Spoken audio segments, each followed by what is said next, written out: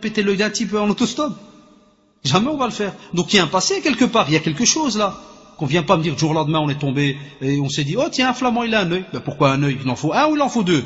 Ben, soit tu as tout, soit tu n'as rien, paye l'autre. Ça passe pas comme ça, vous savez bien, c'est pas comme ça que ça se passe. Donc il y a quand même un arriéré dans le cerveau là, pour venir péter le deuxième. Eh ben, regardez comment ça s'est passé. Bêtement, bête fréquentation. Et après, qui pleure? Qui paye? C'est les mères. Bah, après les pères, des fois, ils souffrent, mais en silence. Parce que le caractère du père, Allah subhanahu wa ta'ala, alhamdoulilah, qu'il a créé les deux, pas de la même manière. Sinon, tu aurais les deux qui pleurent à la maison du matin au soir, qui va s'occuper de la maison? Tout le monde pleure.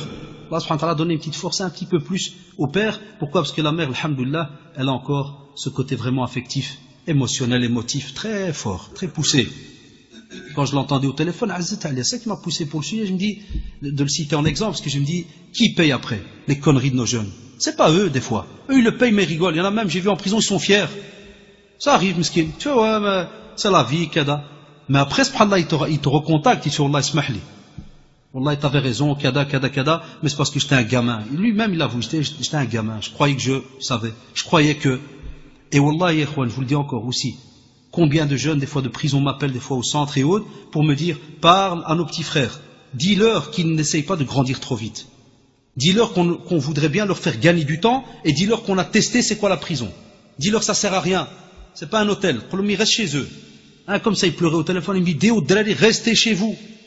Rentrez chez vous. Il me dit, ah, je lui dis, comment tu veux? Voilà, c'est shaitan, c'est comme toi, on te l'a sûrement dit, puis maintenant t'as goûté ad. Ah, le mouchkila, où est-ce qu'elle est? Et on vous dit, certains, ils calculent pas le risque. Certains, ils viennent, ils disent, non, mais c'est rien, c'est qu'une fois. Et wallah, vous le savez, il y a des drari à cause de la fréquentation, ils viennent, ils entendent que les gars, ils vont faire une descente, ils vont aller faire n'importe quoi dans certaines rues. Le mec, qu'est-ce qu'il se dit? Ah, ça, je vais aller rien que pour voir comment ça se passe. Ça, c'est des fous, c'est des bizarres, ceux-là. Et ça existe. Et après, il se fait jma avec tout le monde, qu'est-ce qu'on fait? Et vous savez, il y a eu des accidents des fois sur l'autoroute, même pas avec ce que j'ai dit tout à l'heure, boîte de nuit, non, même pas. Rien que, les gars, je viens d'acheter une GTI, vous voulez qu'on la teste sur l'autoroute? Ouais, monte avec Mohamed, monte. Non, monte, ça prend 2 minutes. Ah, la personnalité, où est-ce qu'elle est? J'ai eu des délais que je connaissais qui sont morts comme ça. Ils sont montés, hop, s'il a perdu l'équilibre avec la voiture, là, tout le bazar, parti dans un poteau, 4 morts. Et la mère, quand ils viennent avec le cercueil au centre islamique, elle te dit, oh là, mon fils, jamais, mais je comprends pas, jamais de la vie il est sorti. Sorti ce jour-là rien que pour aller faire des courses. Et Allah, où est-ce qu'il est? Ça, on vous dit, faites attention quand on vous dit qu'il faut absolument avoir une certaine personnalité. Pourquoi? Parce que quand on te dit que tu calculeras pas les risques, il y a les risques sur terre et le jour du jugement dernier. Le jour où certains d'entre nous, wallah al-adim, ils vont arriver et on vous dit que l'injuste, celui qui aura commis donc cette erreur ici sur terre, il va dire malheur à moi si seulement j'avais choisi le chemin avec le prophète. Malheur à moi si seulement je n'avais pas pris un tel comme ami. Il va regretter. Il va dire, si j'avais pu choisir un tel comme ami, je ne serais pas dans cet état maintenant le jugement dernier où je sens que je vais aller vers Jahannam, où je sens que je vais aller payer une facture grave. Et regardez la clémence d'Allah subhanahu wa ta'ala. Il te dit déjà à l'avance qu'est-ce que tu vas dire le jour du jugement dernier. Plein de phrases dans le Coran. Ya laytani kuntu turaba. C'est qui parle? Allah subhanahu wa ta'ala. Mais au nom de qui?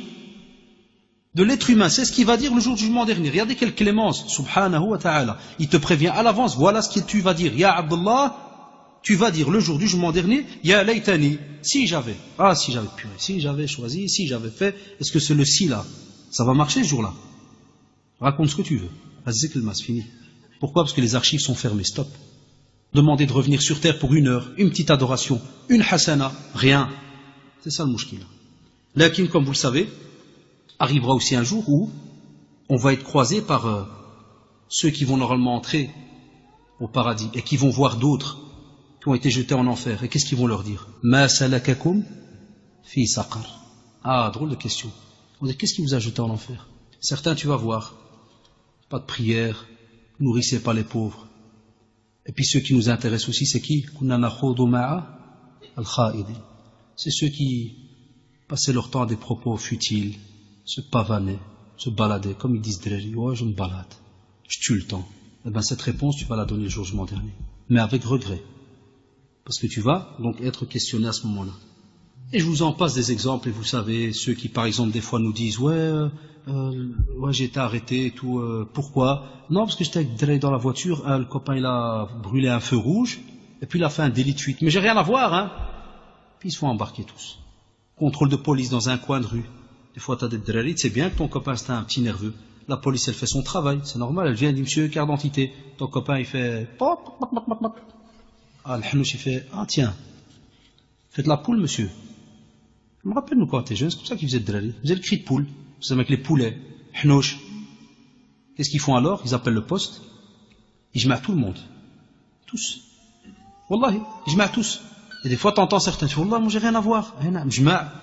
C'est pour ça qu'on dit à des choses qu'on arrive à un certain âge. Ça fait tabarakallah. Le jeune doit faire attention. Eh bien, on donne les mêmes conseils, même par exemple à nos sœurs, parce que c'est vrai qu'on parle souvent les coins, cadas, ceci.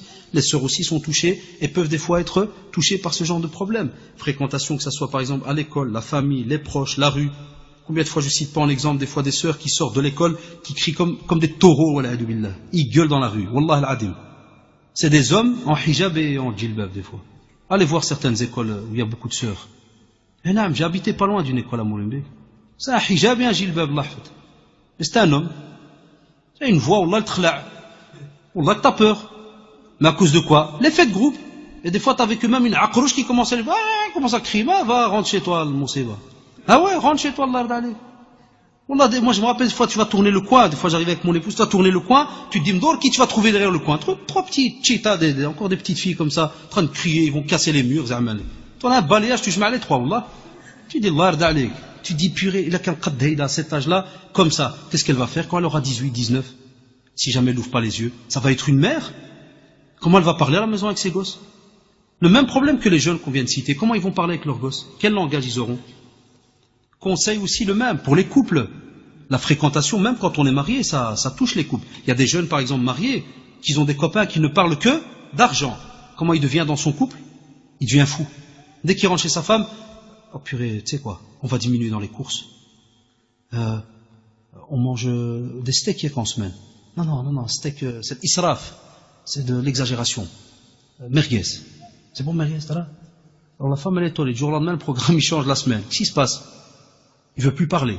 Pourquoi? Parce que son copain, qui a confiance, lui dit, les femmes, c'est des chétanes, hein. Tu lui racontes ton projet, elle va te bouffer cru, hein. Wallah, tu vas acheter de maison.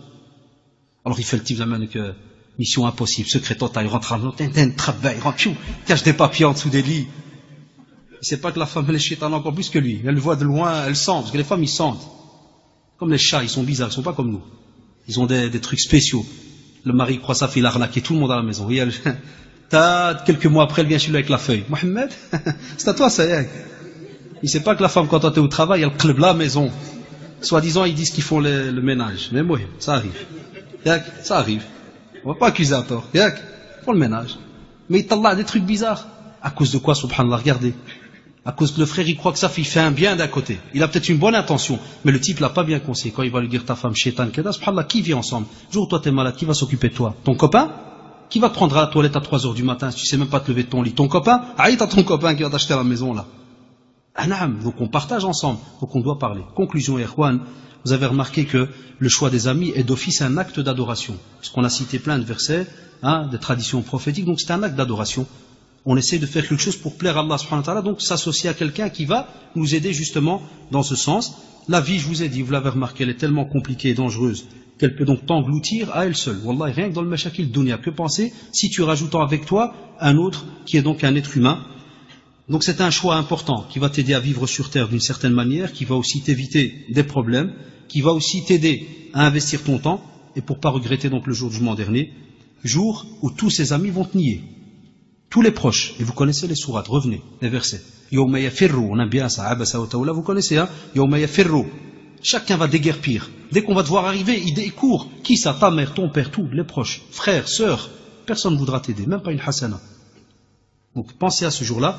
Et aussi, pense comment est-ce que tu vas gérer plus tard donc ta vie, que ça soit vis-à-vis de tes enfants, ta famille, tes proches. Tout cela, comme vous le savez alors, dépend de ceux qui vont graviter autour de toi, car une fois que la mort est là, c'est trop tard, tu ne pourras plus faire donc de marche arrière. Subhanakallahumma wa bihamdika ashhadu an la ilaha illa anta astaghfiruka wa atubu ilayk wa jazakumullahu khairan.